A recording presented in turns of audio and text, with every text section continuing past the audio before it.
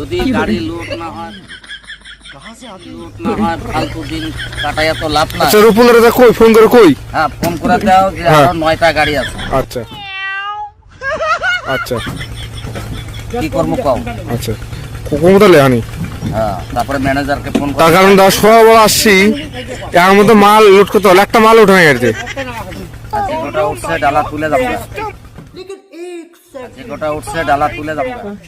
तेरा बाप यहाँ छोड़कर गया था कि तेरी माँ? হাল দেবে ওয়েট করতেছে বুঝছো সেটা ভাই, এতক্ষণ বাড়ি যায় চান টান করে ঘুমাতাম ভালো হতো না দাদা।